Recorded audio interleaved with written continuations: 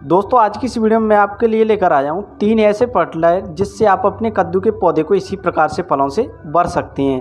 दोस्तों सभी चीज़ मैं आपको बताऊंगा उनमें कौन कौन से पोषक तत्व पाए जाते हैं और उन्हें किस प्रकार से यूज करना चाहिए और कौन से टाइम पर यूज करना चाहिए। इसलिए आप वीडियो को शुरू से लेकर के एंड तक जरूर देखना, जिससे आप लोग भी इस जानकारी का पूरी तरीके से लाभ उठा सकें। तो चलिए दोस्तों वीडियो को शुरू करते हैं। तो दोस्तों आप सामने देख सकते हैं हमारे इस कद्दू के पौधे पर जो फल है वह 2 से ढाई केजी के लगभग है। अब यह बिल्कुल भी बड़ा नहीं होने वाला है क्योंकि इसका साइज बस इतना ही रहता है। यह काफ़ी अच्छी वैरायटी है दोस्तों, इसमें काफ़ी ढेर सारे फल भी आते हैं और भी मैं आपको इस कद्दू के पौधे पर फल दिखा देता हूँ। यहाँ पर भी आप देख सकते हैं इस कद्दू के पौधे पर छोटे छोटे फल लगे हुए हैं।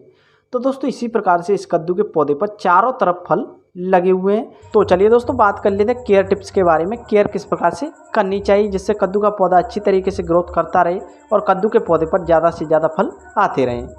तो दोस्तों सबसे पहला काम आपको कद्दू के पौधे में सिर्फ नमी बनाए रखनी है। दूसरा काम आपको कद्दू के पौधे की 15 दिन में कम से कम एक बार तो गुड़ाई ज़रूर कर देनी है। तीसरा काम आपको कद्दू के पौधे में गुड़ाई करने के बाद में वर्मी कंपोस्ट या फिर गोबर की खाद का भी प्रयोग कर देना है। अगर आप इतना काम कर लेते हैं तो आपके कद्दू के पौधे पर फल बनने के चांसेस बढ़ जाते हैं और आपके कद्दू के पौधे की जो ग्रोथ है वह वर्मी कंपोस्ट से अच्छी तरीके से चलने लगती है और जो आपने गुड़ाई की है पौधे की उसकी जो रूट्स होती हैं पौधे की वह चारों तरफ फैलने लगती हैं। उससे भी पौधे में काफ़ी फर्क पड़ता है और पौधा अच्छी तरीके से ग्रोथ करता रहता है। तो दोस्तों ये तो बात रही कि पौधे पर फल फूल लाने की और ग्रोथ बढ़ाने की। दोस्तों यहाँ पर भी आप देख सकते हैं इस पौधे की जो ग्रोथ है किस प्रकार से चल रही है। दोस्तों इस पौधे की जो ग्रोथ है उसी में से छोटे छोटे फल निकल रहे हैं और भी मैं आपको इस पौधे की ग्रोथ दिखा देता हूँ। यहाँ पर भी आप देख पा रहे होंगे इस पौधे की जो ग्रोथ है वह काफ़ी अच्छी तरीके से चल पा रही है।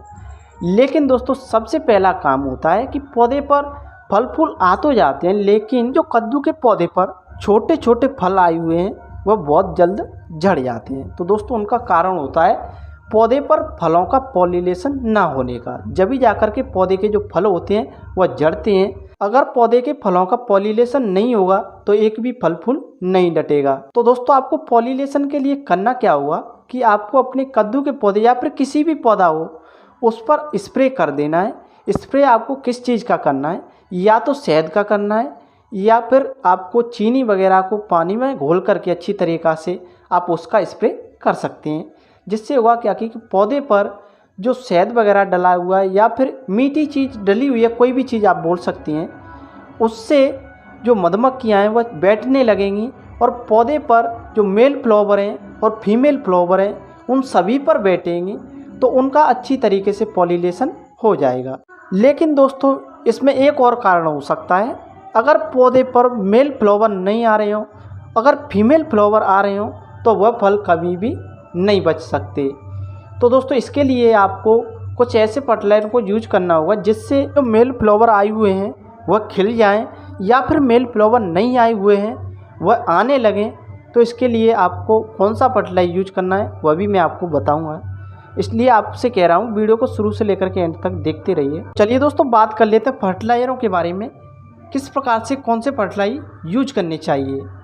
तो दोस्तों आप सामने देख पा रहे होंगे मैंने यहाँ पर इस कद्दू के पौधे की जो गुड़ाई है वो पहले से करके रेडी कर लिए, जो कि आप सामने देख सकते हैं। क्योंकि दोस्तों पौधे की जो हम गुड़ाई करके आपको दिखाएंगे उसमें वीडियो काफ़ी लंबी हो जाएगी, इसलिए मैंने इस पौधे की जो गुड़ाई है वो पहले से करके रेडी कर ली है। तो दोस्तों आप ये चीज़ जो देख पा रहे हैं ये लिया हुआ है मैंने गोबर की खाद।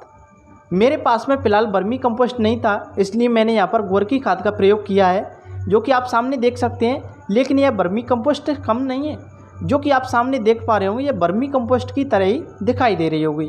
तो चलिए दोस्तों मैं इस गोबर की खाद को चारों तरफ इस कद्दू के पौधे में डाल देता हूँ। तो दोस्तों मैंने यहाँ पर इस कद्दू के पौधे में इस खाद को डाल करके चारों तरफ तैयार कर दिया है।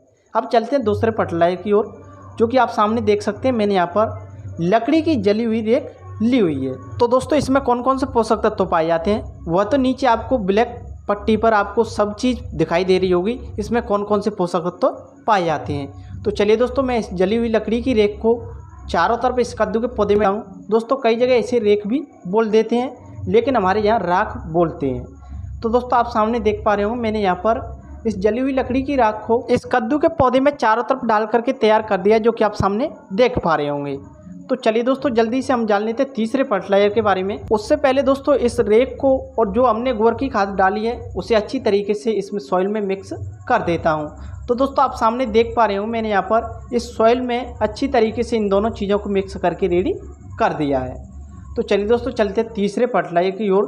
तो दोस्तों आप सामने देख सकते हैं, तो दोस्तों ये हमने उड़द की दाल से फर्टिलाइजर बनाया हुआ है, जिसमें कौन कौन से पोषक तत्व पाए जाते हैं वो तो नीचे आप पढ़ सकती हैं। लेकिन इसको किस प्रकार से बनाया जाता है, आपको उड़द की दाल ले लेनी है और पानी वगैरह में किसी भी चीज़ में बर्तन में आप पानी ले रहे हैं उसमें डाल देना है कम से कम 24 घंटे के लिए।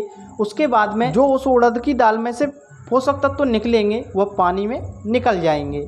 उस पानी को आपको ले लेना है और अपने कद्दू के पौधे में डाल देना है।